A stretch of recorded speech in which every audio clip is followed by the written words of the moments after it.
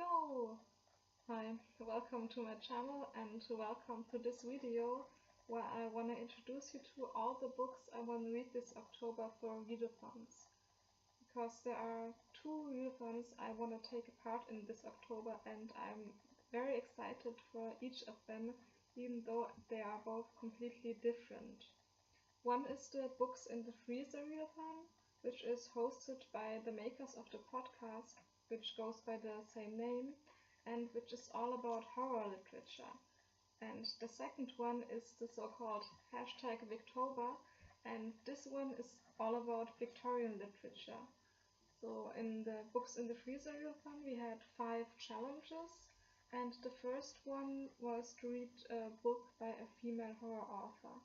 I don't have a physical copy because I thought, let's make use of my cute and beautifully decorated ebook reader for this readathon, and this explains why my stack is comparatively short, even though I have to read 9 or 10 books only for readathons in this October. Yeah, anyway, the first book I plan to read, which is written by a female author, is I Remember You by Yrsa Sigurðardóttir. I hope that's right. Well, you can read the subtitles and then you know how she's called. And I read that she's an Icelandic crime and thriller writer, and this makes me even more excited because I love Scandinavian crime, and combining this ability to create suspense with horror motives, well, something totally amazing should be the outcome. And so far I only know this book consists of 2 plot lines. The first one is about, I think it was 3 friends who are renovating an abandoned house, and very soon a ghostly presence makes itself known and heard and maybe even seen, I'm not sure yet. And the second plot line is about a doctor who is investigating the suicide of an elderly woman. And then somehow these 2 plot lines clash and horrible things ensue, I assume, because it's a horror book. Yeah, challenge number 2 for Books in the Freezer is to read an anthology or collection of short stories. And I came across this one, Nothing is Strange by Mike Russell, somehow on Twitter. You know, you read stuff on Twitter and then you Google it and then you land on a page about a book, something along these lines. And yeah, I think it sounds very interesting. As far as I can say right now, it's going to be really short stories. Like I read the first 2 or 3 this morning and it took me only a few minutes, so this seems to be something you can really like squeeze into a stressful day. And I also think they're not really classic horror or something, they're more like surreal and weird, which is also very cool, and I'm very much looking forward to continue reading and finishing this. And challenge number 3 is to read a book either by a person of color or by a LGBT author or about LGBT topics. And here I chose a horror classic in a way, which would also have fit into my Victober reading list, because I want to read Camilla by Sheridan Le Fanu, or Fanu. I'm not sure how it is pronounced, but I bet you have heard of this novel before because it's I think, one of the first vampire stories, and even influenced Bram Stoker in writing Dracula. And it is about a lesbian vampire, and what could be more exciting, I ask you? While researching the book, I learned that it's actually part of a whole collection of stories by Le Fanu, and these stories are about an occult detective, like a detective who solves crimes which have to do with the occult. And yeah, this also sounds very amazing because I love paranormal stuff and I love crime. I mean, I love crime writings, not committing real life crime. Do I? sorry. Yeah, this seems just to be a combination of two things I love very much, and so another book I'm very excited to read. For the next one, I have to confess I don't feel likewise excited, because, well, the challenge was to read a book made into a movie, and I chose to read The Shining by Stephen King. And finally I can show you a physical copy of a book. Here it is. It's a very old paperback because I got it from my mother. She has, I think, everything Stephen King has ever written, so if I should ever become a Stephen King fan, I know where to go to.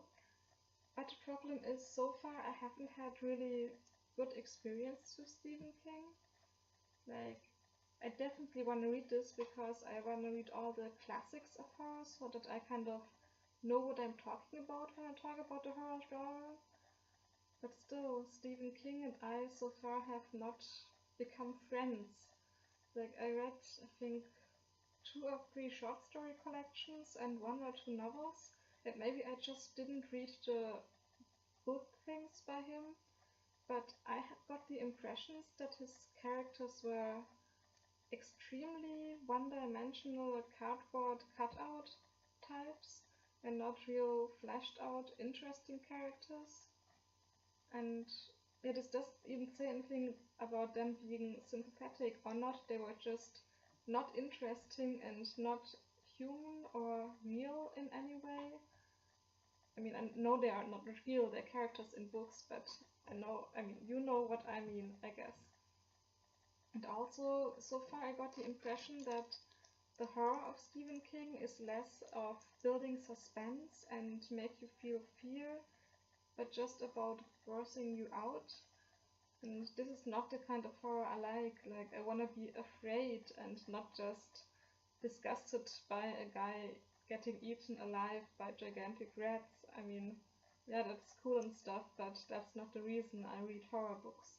Anyway, the last and 5th and final challenge for the books in the Freezer Readathon is to read a book which was recommended on the podcast. And here I chose the biggest book on my to be read. Look at this beauty. It's House of Leaves by Mark Z. Danielewski, and I've heard so much about this book and I am so excited to read it. They recommend it in the very first episode of the podcast, and I will link it down below.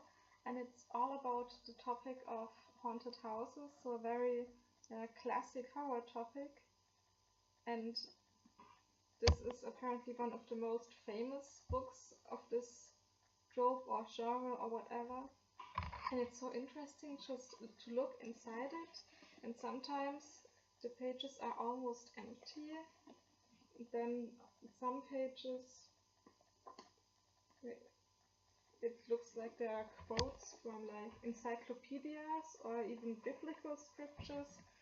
So, and here's just a lot of X's. I mean, you probably can't see it because my camera is so bad, but anyway, there are really interesting things done with the text inside the book, and I'm super excited to read it. Yeah, so much about the books in the Freezer Readathon, and now let's move on to my selection for the Wicktober. So for the Wicktober we have 4 different hosts, which I will link all down below, and each of the hosts made up their own challenge for the participants to fulfill. First challenge is to read a book with a proper noun, so a place name or a person name in the title. And here I chose to finally read The Adventures of Sherlock Holmes.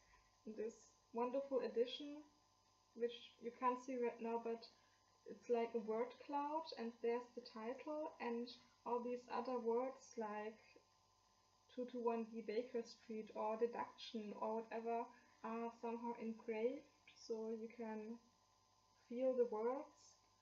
Holding this in your hand is a texture-wise enjoyment, and I hope it will be a reading enjoyment too, but I'm sure it will be, because I read some Sherlock Holmes stories already, but never like a whole book of them.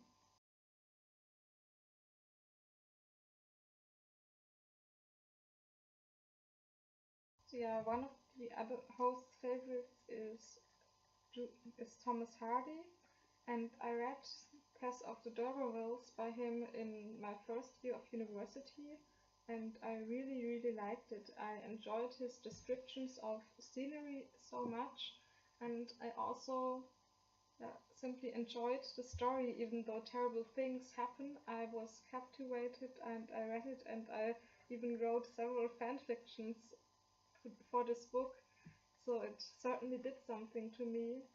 And I think I even bought this immediately after I finished Tess, but somehow never read it. But now I feel I'm ready and it's on my reading list. And the third one, the third challenge and the third book, is to read a book which was published by a woman under a male pseudonym during its time, which is the Victorian age, because that's what the Victoria is all about. And here I have to confess something.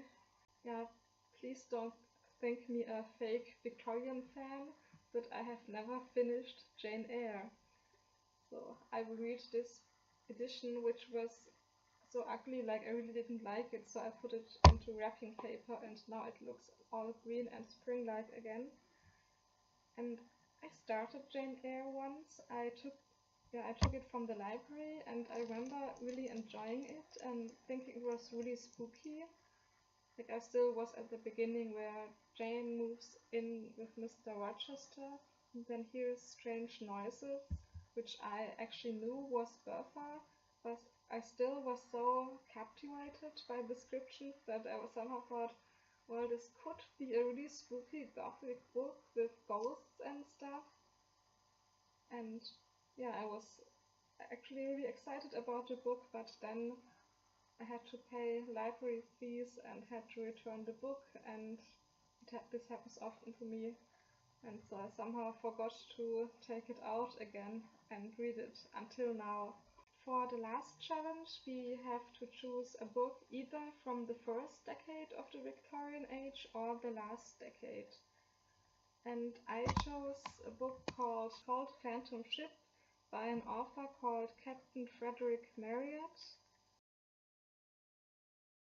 And yeah, it's apparently a gothic novel which deals with the mythology around the Flying Dutchman, and there is supposedly even a werewolf awaiting me in this book. So I can't be more excited because I love werewolves, Team Jacob forever.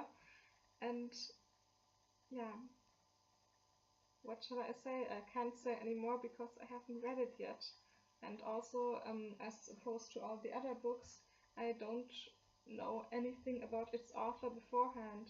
Like when it comes to Jane Eyre or Sherlock Holmes, you all know these names and everybody talks about them, and if you take English in school, you also hear about the authors.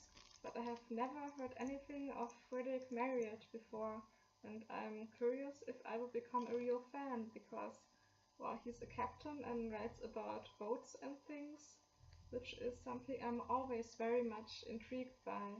Thanks for watching, and yeah, if you also take part in any of those readathons, tell me and I will watch your videos, because I think part of the fun of readathons is to share your readings with others.